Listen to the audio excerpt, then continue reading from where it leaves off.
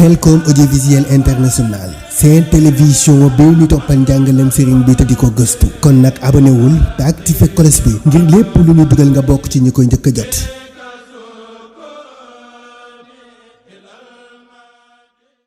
auzu billahi mina seytaani rajim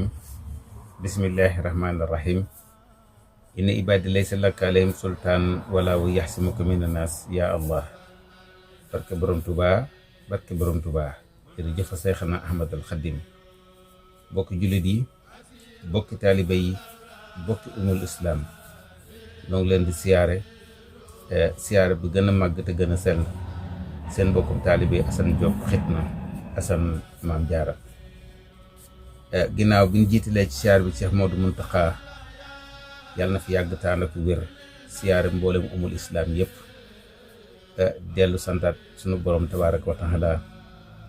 ci tawféex yi nga xam ne defal nanu ko ci boole gi nu boole def nu ay jullit ba noppi def nu ay taalib yi ay murit boole nag Seexna Ahmadul Xadim kon dañuy sant yàlla bu baax di sant nag sunu kilifa gu tedd gii nga xam ne moo fi nekk muy Cheikh Mouhamadoul Mountakha yàlla na fi yàgg lool te ànd ko wér nun day dañuy dolli yaakaar ndax li sëriñ bi wax ne dolli ku na yaakaar ci liggéey bi dolli ku yaakaar ci sunu diggante ak sunu borom loolu Cheikh Modou Mountakha ku miin ay waxam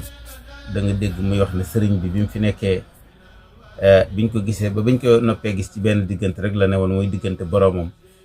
ak jëwriñam mu yont bi sallallahu alayhi wa sallam waaye nun tam dolli ko war nañ yaakaar bu baax ndaxte de moom jëmm ji nga xam di Cheikh Modou Mountakha kenn ku ne xam na ne yittam jëpp fi mu ko jëmee kenn ku ne xam ne rek mooy dund sëriñ bi taqwa tal suñ borom foofu tam la jëmee ñëpp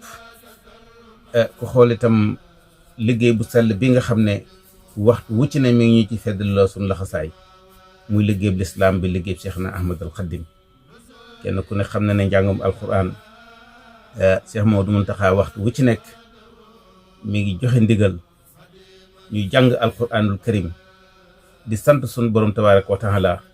di gën a digle ñu gën a jublu suñ borom loolu kenn ku ne xam na ne waxtu wu ci ne ci lay xëy ka gont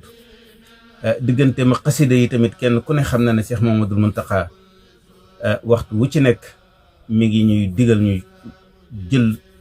liggéey Seexna Ahmadul Xadim bi teg ko suñ kanam diggante suñ diggante xasida yi itam kenn ku ne gis na moom jëmmam mooy ci seede gis ngeen bisu xasida yi bu masaan ñëw bis bi nga xam ne mooy bis Sëñ Amsatu bi daan jóg ñëw yëkkati kàddu wax ci xasida yi bu joxe njàngum alxuraan ba noppi joxe na ndigalal ñu jàng xasaay loolu Cheikh Modou Mountakha kenn ku ne xam na ne digganteem ak xasaayit Seexna Ahmadul Xadim yi kon Cheikh Modou Mountakha yàlla na fi yàgg te ànd ak wér nun nag dimbali nañu ndaxte waxtu bu joxee ndigal alquranul karim ñëpp danañ jël seen yitte ak seen jublu jëmee ko ci liggéey boobu muy jàng alquran jàng xasida tawasulu ñaan suñu borom tabaaraka wa taala ci doole yonent bi doole alquran doole Seexna Ahmadul Xadim suñu borom indi ndoxum jàmm suñu borom def jàmm ci àdduna bi suñu borom defal ñëpp tawféex kon ñaan yooyu tamit ñoo ngi sàkku tam képp koo xam ne yaa ngi koy def